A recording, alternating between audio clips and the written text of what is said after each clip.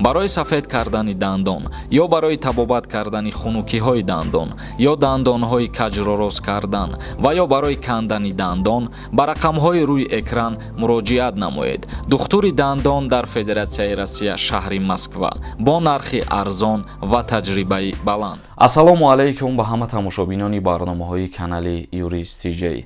тамошобинони азиз, дастгирӣ кардана фаромӯш накунед ва дар канали мо ҳатман обуна бишен. дар ҷумҳурии Тоҷикистон нархи орд боз гаронтар шуд. дар бозорҳои дохилии Тоҷикистон боз ҳам болоравии нархи орд ба қайд гирифта шудааст. айни ҳол як халтаи 50 килоҳаи орд якум сорт дар ҷумҳурии Тоҷикистон 20 сомони дигар нархаш боло рафтагиаст. яъне ки тӯли чанд рӯз пеш орди якум сорти қазоқӣ дар ҷумҳурии Тоҷикистон 380 сомона дар бар мегирифт ва имрӯз ба 400 сомон расид.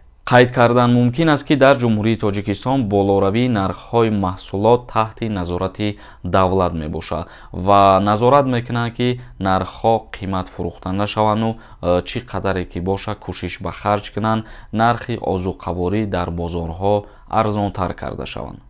Самир нависондай: брат, мода чӣ дар кураи курси рубл ба 300 сомон расаву як лимча орд 500 сомон бихеза. курси рубл ма барои ҳамун нафаро пешниҳод мекунам дар канали худам ки хоҳиш мекунанд ва пурсон мешаванд ки имрӯз рубл дар ҷумҳурии Тоҷикистон ба сомонӣ чӣ қадар дар бар мегирад. ба ҳамин хотир ма вазифаи худам иҷро кардесам, ҳаррӯзаша пешниҳод кардесам. ҳусайнов нависондай: салом алейкум акай Сорбон, барои продлити патент кадом ҳуҷҷатҳо лозим мешавад мефаҳмондед? хуб мешид. шумо барои продлит кардан аввал як чиза ба назар бигиред ки ягон бор продлит кардагӣ набошем, баъд ҳуқуқ дорем ки як моҳ пешаи буд чиданаш ба ФМС муроҷиат кунен ва мегӯянд чӣ ҳуҷҷатҳои лозима зарурай, баъд продлит мекунанд. агар ки чандин маротиба продлени кардагӣ бошен, дигар намешавад то граница нагзарен. медиа нависондай: акама дар Санкт Петербург патент дорум. Москва барам да уҷа айсар патент мекунам, илтимос ҷавоб те ака. бале, агар ки ту дар Питер патент кардагӣ ва кору фаъолият кардесӣ ва дар ҳоле ки ту ба Москва сафар мекунӣ бо кор кардани боши уҷада, аз сари нав ай Москва патент мегирӣ. патент ай кадом шаҳре ки дастрас мекунен, танҳо барои ҳамун шаҳр мебошад.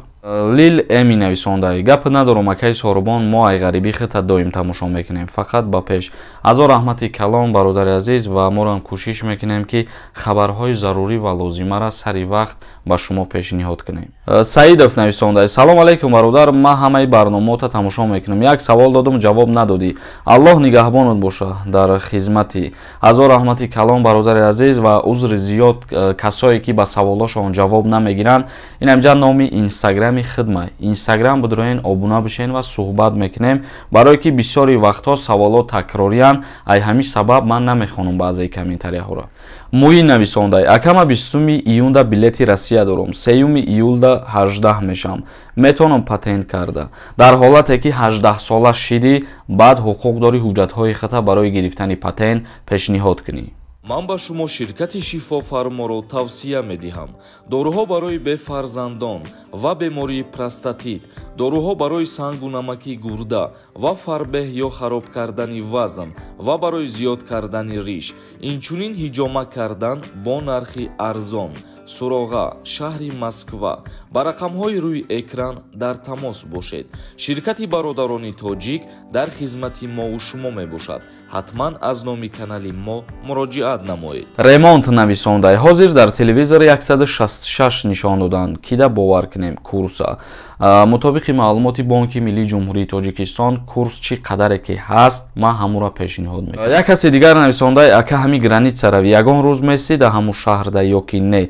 агар барои айсари нав документҳо да назар дошта бошӣ ки бояд граница бигзарӣ, пештар вақтҳои хел буд ки вақти границаҳо ҳуй будан, карантин набуд, касалӣ набуд, бачаҳои тоҷик мисол ай Москва ва ай любой шаҳри Россия граница мерафтанд, як бор мебиромаданд, боз аз сари нав обратно медиромаданд.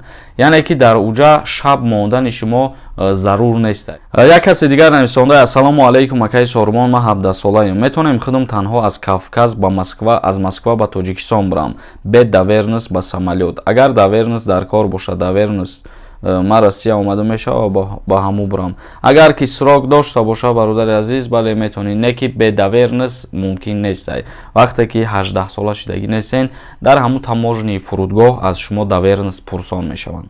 Аслан нависондай: ассалому алайкум акай Сорбон созӣ. Акай Сорбон мошини майда қати омада рафта мешава ай Москва Тоҷикистон. Ай Москва Тоҷикистон бале мешава, леки ай Тоҷикистон ба Москвара рафтан ба воситаи ягон аснаванӣ мешава ки сафар кунед. Саидов нависондай: ака салом, ма кредит дорам ва ҳозир дар Тоҷикистон. Кредит ба наспорим, абрад на Москва бурам мешава ё ки депорт мекунанд. Агар кредит таки наспорӣ, ҳамун фоизаш ҷамъ шидан мегира ва як суммаи калон мешава, метавонанд ки барои ҳамин тара проблемат кунанд. То ҳатто метавонанд ки ба Тоҷикистонат через почта ягон коғаз задроӣ кунанд, огоҳит битиҳанд.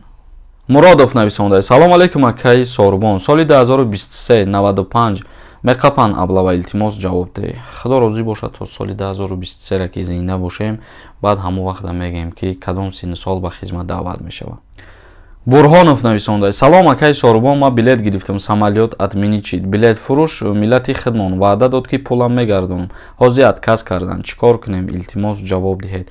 Дар ҳамун вақте ки шумо билет мехарен, бояд пурсон бошен аз авиакассаҳо ки дар ягон ҳолатҳои админи чидани рейсҳо оё шуми шумо возврат мешава ё ки не. Пешакӣ бояд ин чиза бипурсен. Ва ай касса вақте ки шумо билет мехарен аз кадом ширкате ки набоша, дар инҷа ҳамун рейси ширкат ки админи чид гунаҳгор касса нест, ҳамун ширкате. Эмомзода нависондай: ти ага гапи рост дорӣ ё ки не? Дар главни дигар чӣ менависӣ, дигар чӣ сухан мегӯӣ? Ту ақл надошта бошӣ, охи ман тара дигар чӣ бифаҳмонам ари ки дар главни ма дигар чӣ навистагиай, дар даруни видео дигар чӣ нависондагиай. Ҳамин гапе ки ман гап мезанам, агар дар видео ҳамун гапа нагӯ, ман номи видеоро намемонам ё ки номи сурата намемонам. Хушбахт нависондай: фамилияи зода қати гражданство гирифта мешава ака? Фамилияи зода қати пеш вақто мумкин набуд, вале айни ҳол мешава. Барое ки айни ҳол дар ҷумҳурии Тоҷикистон касе ки мерава паспорт иваз мекуна, бинен дар ҳамунҷа намунаш ҳастай. Касое ки бо зода гражданини Россия шидагиянд, паспортҳои ҳамора задагиянд дар ҳамунҷа ки мисол мо шумо бубинем ва саволҳои зиёдатӣ пешниҳод накунемшон дар ҳамин маврид. Бахтиёр Зикиров нависондай: авфи муҳоҷирон кай мешава ака? Дар мавзӯи авф кардан қарор буромадагӣ ҳаст, гуфтагӣ ҳастанд, вале ягон ахборот, информатсияи дақиқ нестай ки рӯз, моҳ каяй. Ба ҳамин хотир интизор бошен, видеоҳои моро ҳамарӯзаша тамошо кунед. То барномаҳои дигар, худованд ҳамаи мо ва шуморо нигаҳбон бошад.